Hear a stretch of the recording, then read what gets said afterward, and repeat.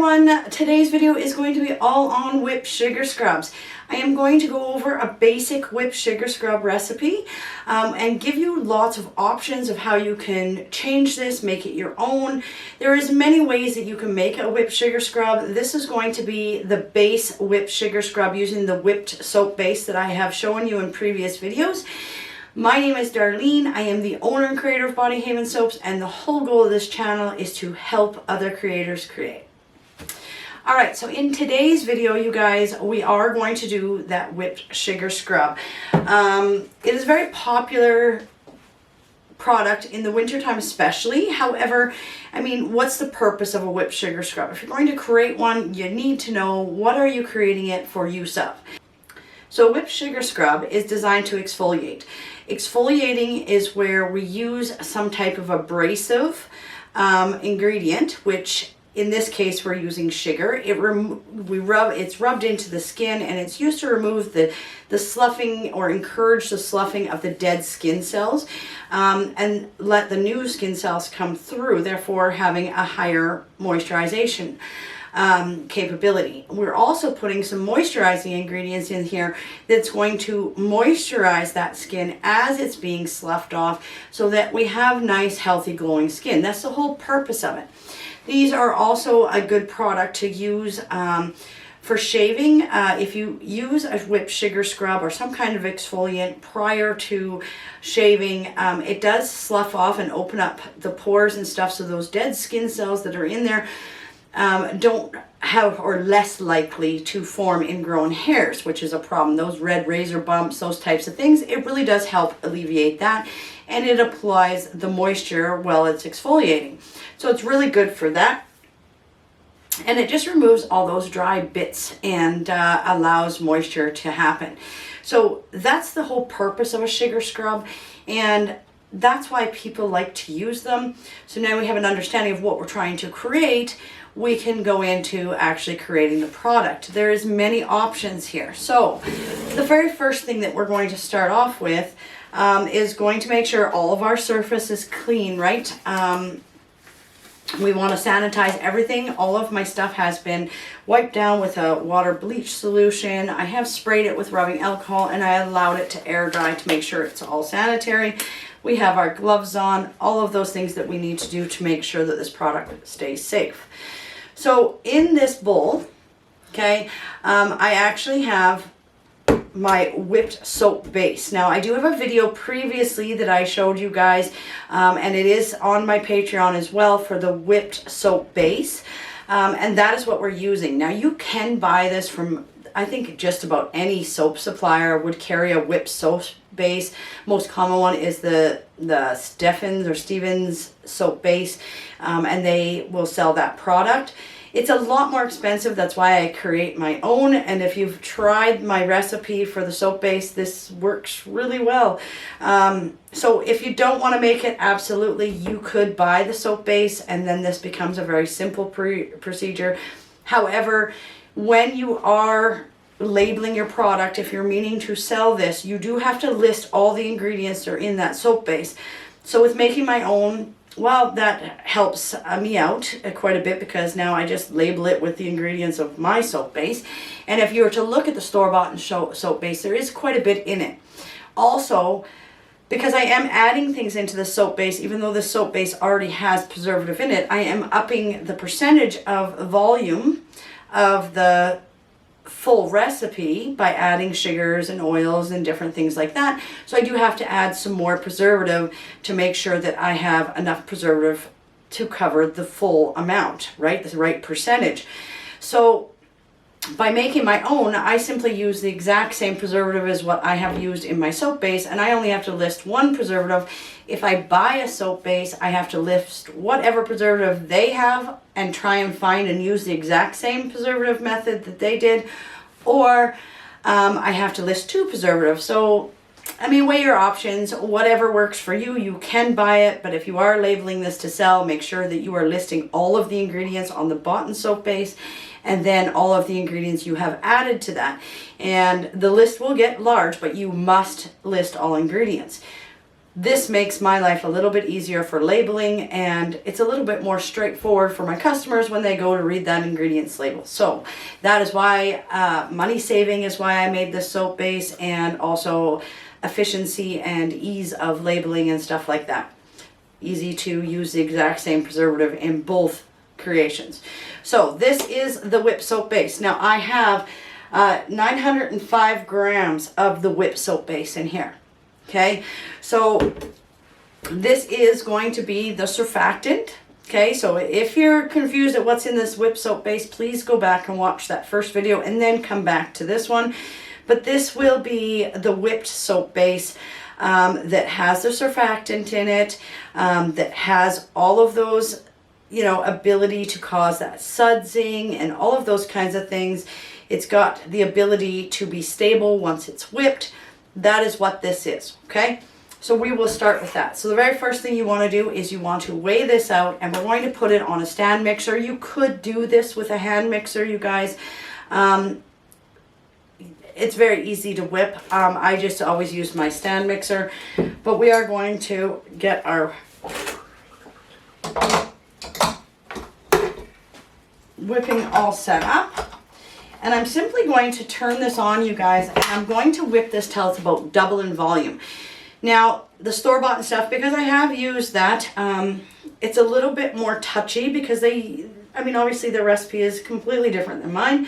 But it's a little bit more touchy. So if you over whip it, it will tend to deflate. I find with my base recipe that I don't really have as much issues with that. I mean, obviously I don't want to get so much air into this that when I add my sugar, I come with this slobby, slimy mess, but we want it to be about double in size. If you're using the store-bought size, I would go to not quite double the size and then start adding in my other ingredients, because when you over whip it, it does deflate very easily. All right, so we're going to whip this for, I don't know, maybe 5 minutes, and then we will be back.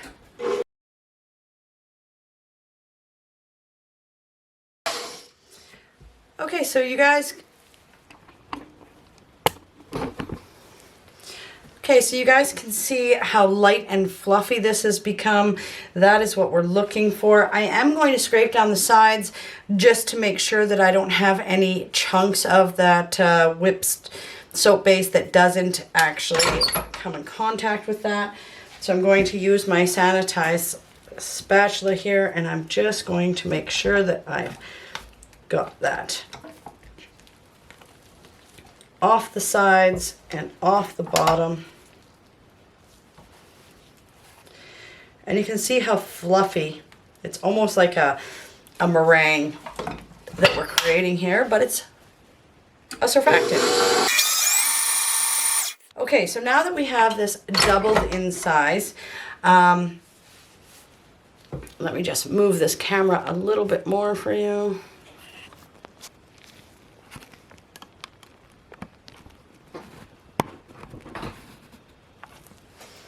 Okay, so now that we have this approximately doubled in size, you can see how light and fluffy that is. Okay, that's what we're looking for. We are going to add in some of our other ingredients now. So in here, the only thing I have in here right now is 905 grams of that whipped homemade soap base. Okay.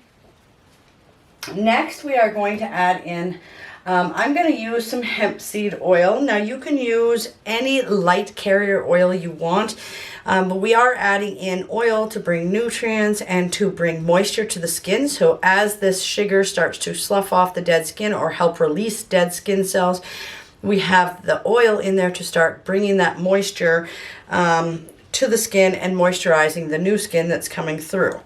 So I have in here 31.5 grams of my hemp seed oil. Scrape all that out.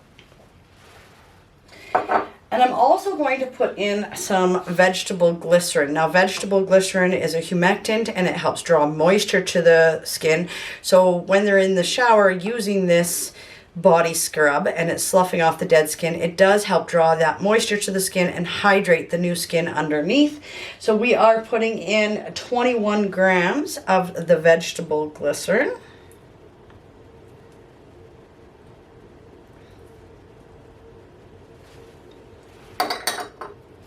And then if you are going to make a big batch, then divide this and do different scents. I'm doing 1 scent here.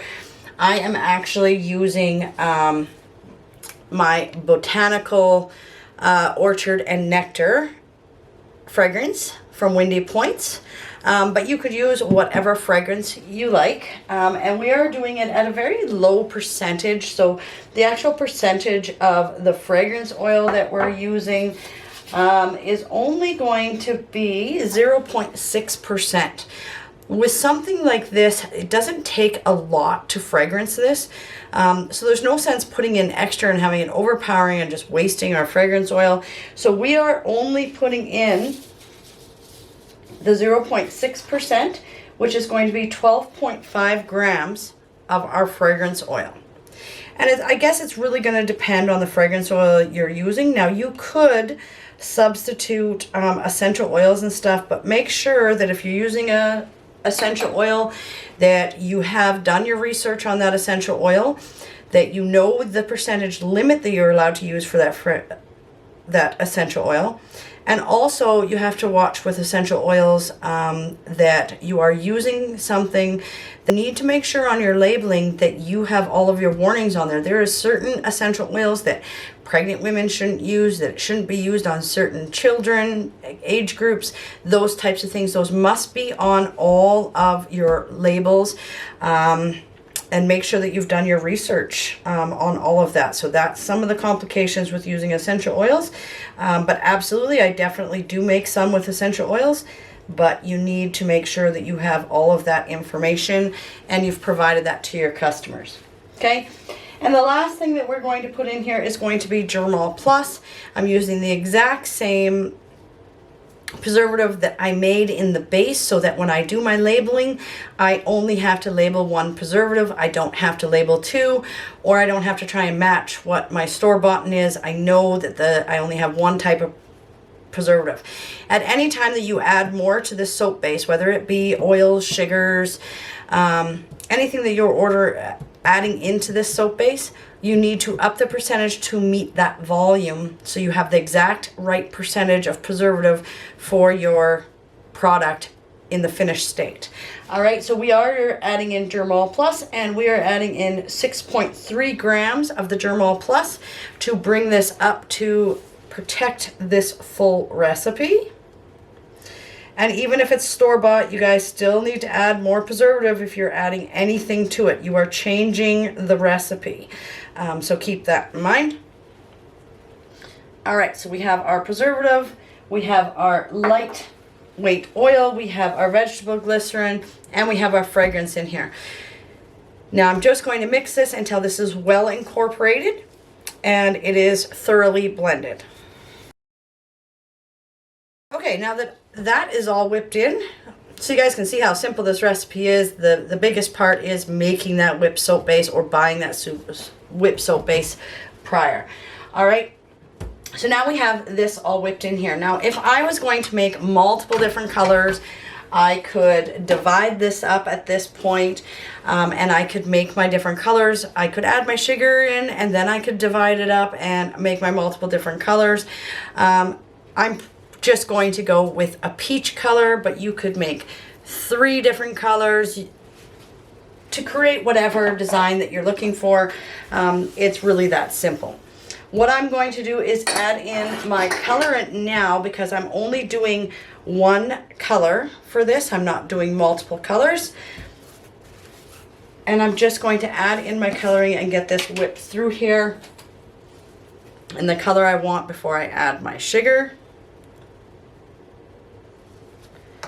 And I am just using a golden peach mica from Windy Points.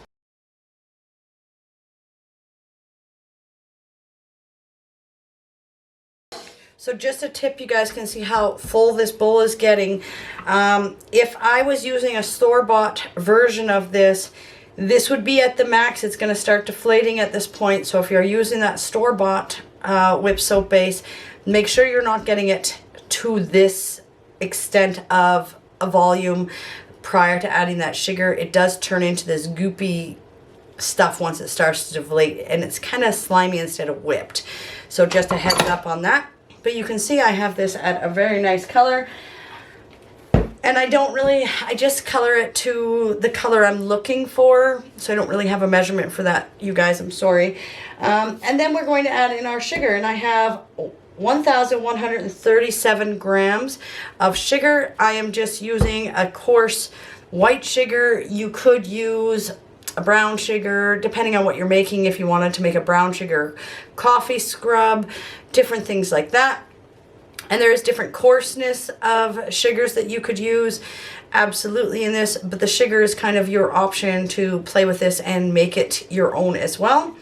And we're just going to slowly incorporate all that in there. Don't just dump it because it just performs this gloppy mess and takes a while to work in. So I'm just going to turn this on low and slowly add in my sugar.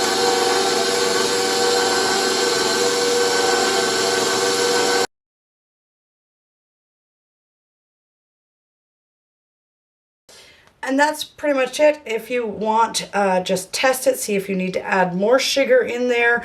Depending on what you would like to see as an exfoliant, you could absolutely add more sugar into this. This is the consistency that I like it at. But just take it and rub it between your fingers like that, and you'll see how much exfoliation you have with that, and go from there. And now that I have this all whipped up, just going to get, you guys can see how thick this is. It's quite firm, quite stiff. I really love this base. I'm just going to take my spatula and I'm just going to make sure that all of it is mixed in there. Okay, so you can see how thick and fluffy this is.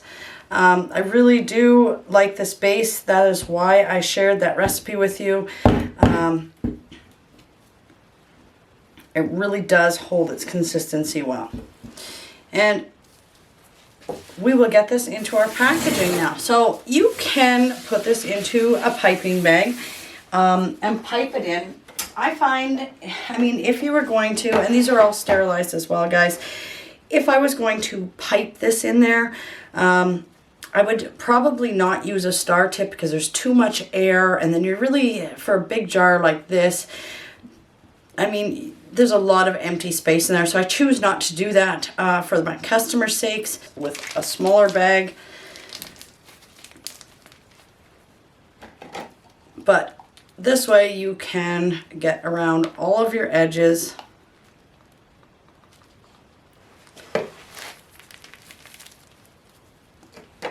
If you guys can see that,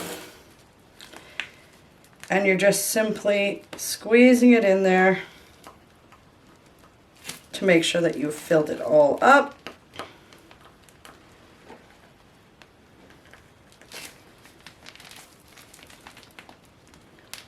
And you'll see lots of people do it this way, and you get a nice finish at the top. You do see you still get lots of air pockets in there.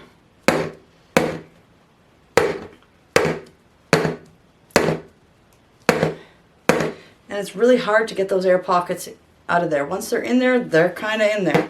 Okay, so that's one option you can use. Simply, for me, you guys, the easiest way is I'm just going to take a spoon, try and keep as much off the edge as I can, and I simply take this and I smear it around the edges, like so, making sure that I'm not getting any of the air gaps in there. See the little air pocket there? Because I don't have a whole bunch in there, I can simply tap this on the ground and it's going to come down and fill that air. And then I have a fuller container.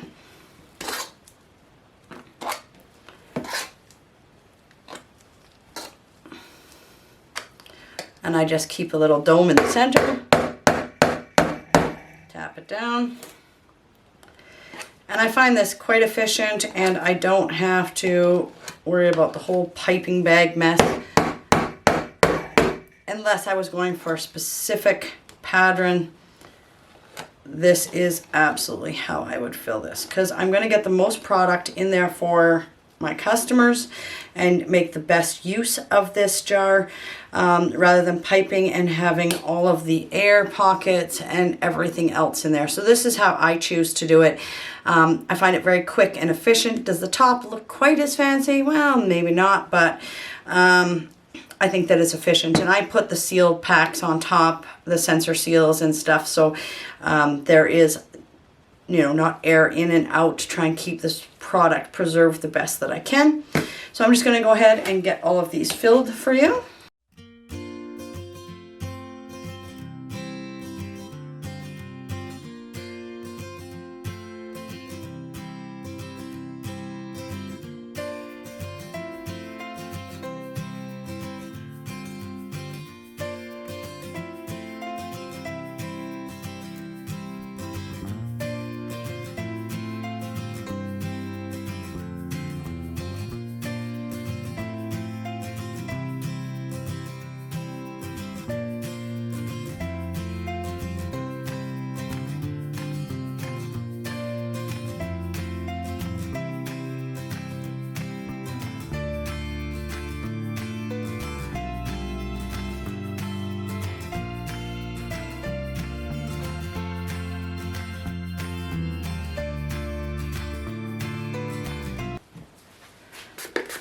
Okay, so you guys can see this makes 12 of these 8-ounce jars, and then there's a little bit left here.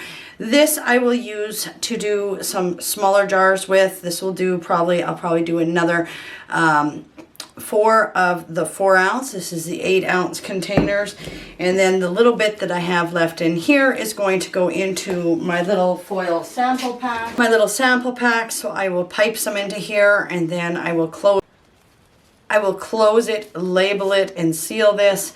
And this will be a little sample that I will throw into my parcels and things like that for people to try different products. If that's something that you're interested in seeing, how I package my samples, maybe put that in the comments below, and it's absolutely a video I can bring to you at a later date. Now I'm just taking some rubbing alcohol and spraying it on here, and I'm simply going to clean up the edges so that my seal will go on properly. Make sure that I have all of that clean. And it simply goes on like so. And these are very easy to use, you guys, and you just take the lid, put it on top, and then you're going to tighten this lid down tight, and you're just going to leave it like that. It takes a little bit of pressure for that seal so don't take it off right away and think that it's going to be stuck, because it's generally not. But you can see it starts to stick, right? But it takes a little bit for these to seal. I find after 24 hours of that lid being on there, they're good and sealed. Okay, that is how I'll package it. I will put my label on here. I also put a shrink wrap around here, and that is how I make one of my types of scrubs, my basic sugar scrub. All right, I hope you guys enjoyed today's video, and have a great day.